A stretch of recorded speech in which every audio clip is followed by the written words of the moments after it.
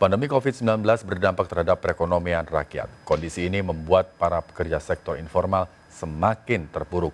Meski pemerintah telah menyiapkan dana 110 triliun rupiah bagi penanganan COVID-19 di tanah air, khususnya jaring pengaman sosial bagi masyarakat lapisan bawah.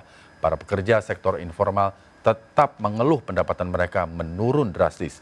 Lalu bantuan apa saja yang akan diberikan pemerintah setempat selama penerapan PSBB berlangsung? Informasinya selengkapnya akan kami sajikan dalam laporan khas Flogansa bersama Vena Malinda.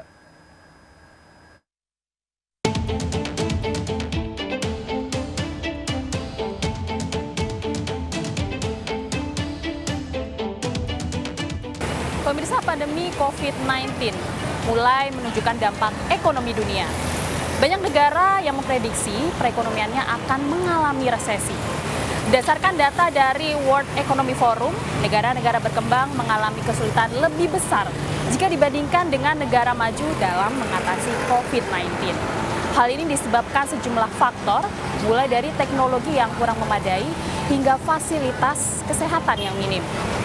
Dampak ekonomi di sektor informal di Indonesia sangat begitu dirasakan.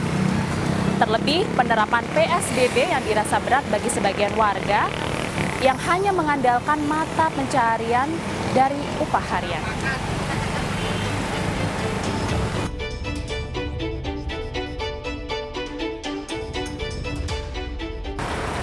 Berdasarkan data dari IMF dan World Bank, sebanyak 170 negara akan mengalami pertumbuhan pendapatan per kapita negatif pada tahun 2020. Diprediksi, di Asia ada 3 negara yang mampu bertahan di atas 0%, di antaranya Tiongkok, Indonesia, dan India.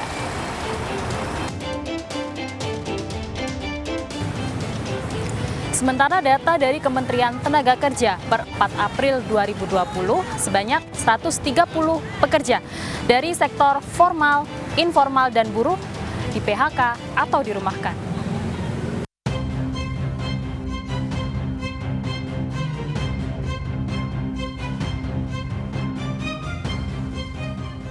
Penerapan PSBB sangat berdampak pada penurunan pendapatan sektor informal, khususnya pengemudi ojek online.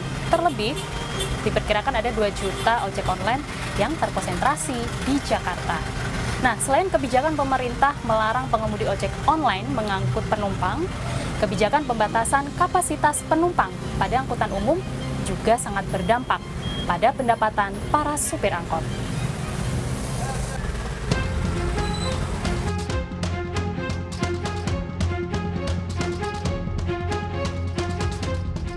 Per hari paling juga 3, 2. Jarang penuh, Bu. Sekarang mah 3, 2 doang udah. Jauh, Bu. Sama sekarang mah, Bu. Itu berlangsung udah berapa lama? Ya, udah waktu corona aja, Bu.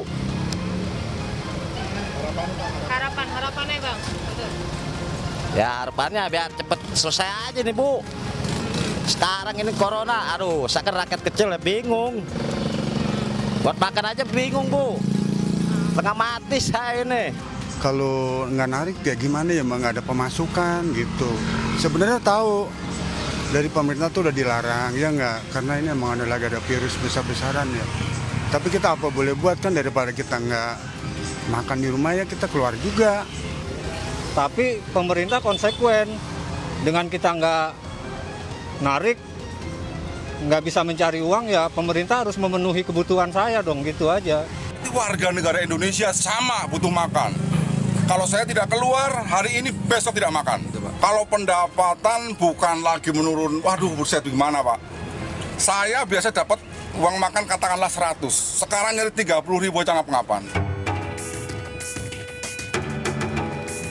Sementara itu, Gubernur Jawa Barat Ridwan Kamil memastikan pemberian bantuan bagi warga yang terdampak ekonomi di 5 wilayah PSBB, yakni Kabupaten Bogor, Kota Bogor, Kabupaten Bekasi, Kota Bekasi, dan Kota Depok. Bantuan akan diberikan melalui 7 pintu, diantaranya Program Keluarga Harapan atau PKH, Sembako Pangan Non-Tunai, Kartu Pekerja untuk warga pengangguran dan terkena PHK, Sembako Rp600.000 per bulan selama 3 bulan, ada juga bantuan dana desa bagi warga yang tinggal di kabupaten, dana sosial dari Pemprov Jawa Barat sebesar Rp500.000 per bulan selama 4 bulan, dan dana sosial dari kabupaten di 5 wilayah.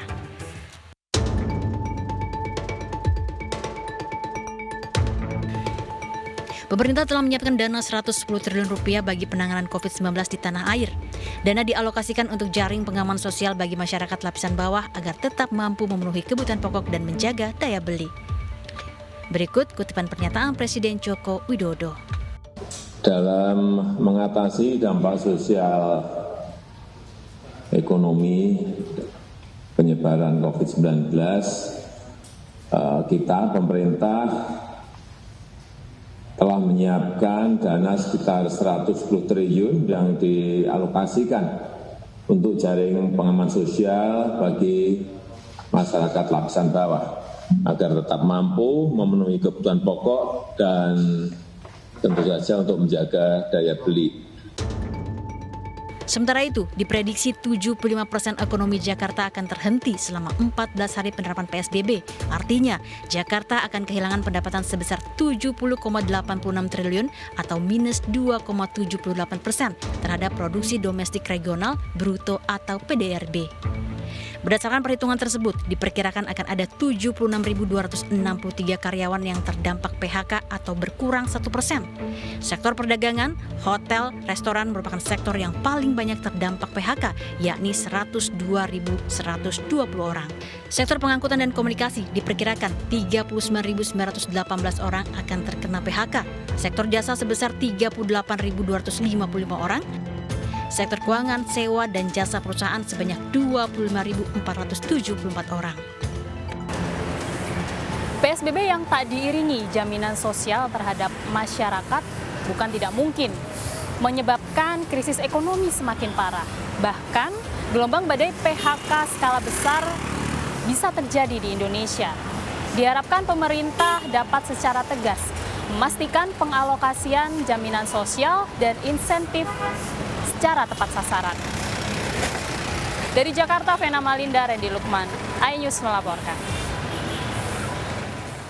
COVID-19 bukan halangan untuk pelaksanaan ibadah. Menghindari kerumunan yang potensial penyebaran virus adalah ibadah di sisi Allah Subhanahu wa Ta'ala. Pemahaman kita tentang tata cara ibadah harus juga diadaptasikan dengan situasi dan juga kondisi. Taghayyurul ahkam bitaghayyuril azminati wal amkinati wal awaid.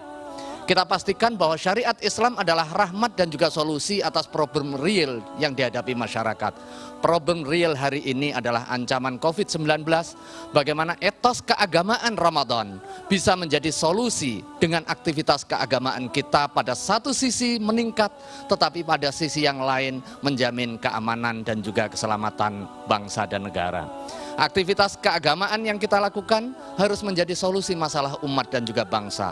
Ibadah yang kita lakukan harus bermuara kepada terwujudnya maslahah. Tidak hanya maslahah khassah dengan ibadah yang bersifat individual, tetapi maslahah amah, kemaslahatan yang bersifat umum. Ibadah Ramadan harus dijadikan momentum emas untuk mempercepat penanganan wabah COVID dengan etos dan semangat keagamaan. Wabah COVID-19 bukan halangan untuk beribadah. Justru ini momentum meningkatkan ibadah kepada Allah.